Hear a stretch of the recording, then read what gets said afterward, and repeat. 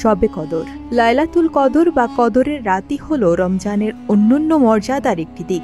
আল্লাহ মহিমান্বিত এ রাতে কোরআন নাজিল করেছেন এবং রাতকে হাজার মাসের চেয়ে উত্তম ঘোষণা করেছেন। পবিত্র কোরআনে ইরশাদ হয়েছে, নিশ্চয়ই আমি কোরআন অবতীর্ণ করেছি মহিমান্বিত রাতে। আর মহিমান্বিত রাত সম্পর্কে তুমি কি জানো? মহিমান্বিত রাত হাজার মাসের চেয়ে উত্তম। কদরের রাতের মর্যাদা একাধিক বিশুদ্ধ হাদিস দ্বারাও প্রমাণিত। নবীজি সাল্লাল্লাহু আলাইহি সাল্লাম বলেছেন, তোমাদের কাছে এ মাস সমুপস্থিত। এতে রয়েছে এমন এক রাত যা হাজার মাস অপেক্ষা উত্তম। এর থেকে যে ব্যক্তি বঞ্চিত হলো সে সব কল্যাণ থেকেই বঞ্চিত হলো। কেবল বঞ্চিত ব্যক্তিরাই তা থেকে বঞ্চিত হয়। বেশিরভাগ হাদিস থেকে অনুমিত হয় যে লাইলাতুল কদর বা কদরের রাত রমজানের শেষ দশকে রয়েছে। এই ব্যাপারে বিশুদ্ধ হাদিসে 6 ধরনের বর্ণনা পাওয়া যায়।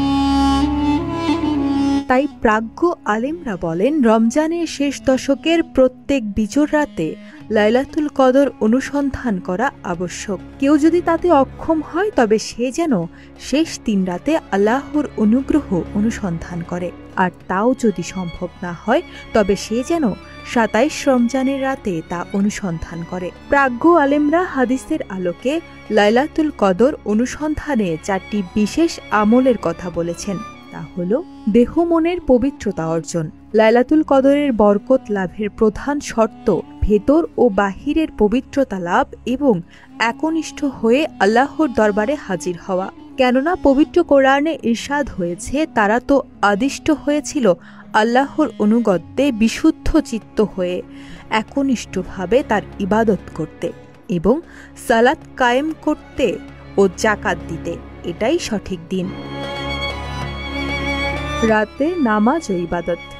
রাসূলুল্লাহ সাল্লাল্লাহু আলাইহি সাল্লাম কদরের রাতে ইবাদত ও নামাজ আদায়ের নির্দেশ দিয়েছেন। বিশেষত তাহাজ্জুদের নামাজের মাধ্যমে মুমিন কদরের রাতের বরকত অনুসন্ধান করবে। মহানবী সাল্লাল্লাহু আলাইহি সাল্লাম বলেন, যে ব্যক্তি ঈমানের সঙ্গে নেকির আশায় কদরের রাতে ইবাদতের মধ্যে রাত্রি জাগবে তার পূর্বের গুনাহ ক্ষমা করে দেওয়া হবে। ক্ষমা প্রার্থনা। আয়েশা রাদিয়াল্লাহু আনহু রাসূলুল্লাহ সাল্লাল্লাহু আলাইহি সাল্লামকে জিজ্ঞাসা করেন, হে আল্লাহর রাসূল, আমি যদি জানতে পারি লাইলাতুল কদর কোনটি, তাহলে আমি সে রাতে কি বলবো? তিনি বলেন, তুমি বলো, আল্লাহুম্মা ইন্নাকা আফুউন কারিমুন তুহিব্বুল আফওয়া ফাফু আন্নি। অর্থ, হে আল্লাহ, নিশ্চয়ই আপনি ক্ষমাশীল দয়ালু, আপনি ক্ষমা করতে ভালোবাসেন, সুতরাং আপনি আমাকে ক্ষমা করুন। প্রত্যেক বিজোড় রাতে ইবাদতে মগ্ন থাকা। যেহেতু রাসূলুল্লাহ সাল্লাল্লাহু আলাইহি সাল্লাম লাইলাতুল কদর অনুসন্ধানের নির্দেশ দিয়েছেন, তাই শেষ দশকের প্রত্যেক বিজোড় রাতকে ইবাদতের জন্য অবসর রাখা এবং তাতে ইবাদতে মগ্ন থাকা উত্তম। কেননা রাসূল সাল্লাল্লাহু আলাইহি সাল্লাম বলেছেন, তোমরা রমজানের শেষ দশকের বিজোড় রাতে লাইলাতুল কদর অনুসন্ধান করো।